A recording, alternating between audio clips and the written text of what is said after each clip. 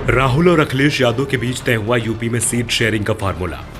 अंतिम दौर की बातचीत के बाद सीटों की संख्या पर बन जाएगी सहमति।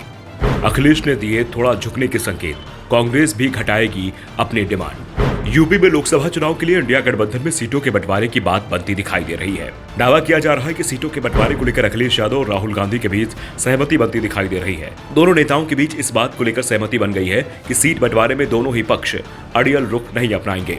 जिस सीट पर जिसका कैंडिडेट मजबूत होगा उस सीट पर उसका ही दावा मान लिया जाएगा। यानी अगर कांग्रेस के पास मजबूत उम्मीदवार होता है तो सपा उस सीट पर अपना दावा छोड़ देगी। पहले कांग्रेस को एक अंकों में समेटने की बात कहने वाले अखिलेश यादव की ओर से अब संकेत मिल रहे हैं कि कांग्रेस के लिए कोटा बढ़ाया जाएगा, लेकिन जयंत चौधरी को लेकर उनका रुख अभी भी बदला नहीं है। पहले सपा 65 सीटों पर चुनाव लड़ने की बात कर रही थी, अब अखिलेश यादव ने संकेत दिए हैं कि पार्टी 60 सीटों पर चुनाव लड़ सकती है, यानी 5 और सीटें सहयोगियों के लिए छोड़ी जा सकती हैं और इसमें 2-3 सीटों की संख्या और भी घट बढ़ सकती है।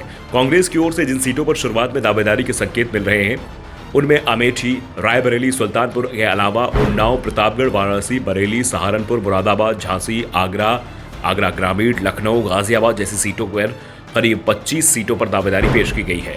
लेकिन दावा किया जा रहा है कि अखिलेश यादव 16 से 18 सीटें देने को तैयार हैं।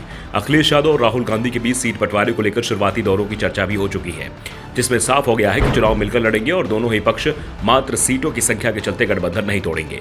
पहला टारगेट बीजेपी को 80 सीटों पर हराने का है। अगर यूपी में बीजेपी का विजय रथ रोक दिया जाता है तो मोदी सरकार के केंद्र से विदाई तय हो जाएगी, क्योंकि बीजेपी की 2 बार केंद्र में पूर्ण बहुमत की जो सरकार बनी है वो यूपी के चलते ही बनी है। 2014 में बीजेपी को यूपी से 71 सीट मिली थी तो 2019 में 62 सीटों पर बीजेपी चुनाव जीतने में कामयाब रही थी और इस बार इंडिया गठबंधन की कोशिश है कि बीजेपी को यूपी में 25 सीटों के अंदर समेट दिया जाए। फिलहाल गठबंधन को लेकर जो फॉर्मूला तैयार हुआ है उसमें कांग्रेस को सपा की ओर से 16 से 18 सीटें देने की तैयारी है, जबकि जयंत चौधरी की आरएलडी को 3 से 4 सीटें मिल सकती हैं, यानी सपा करीब 60 सीटों पर चुनाव लड़ेगी।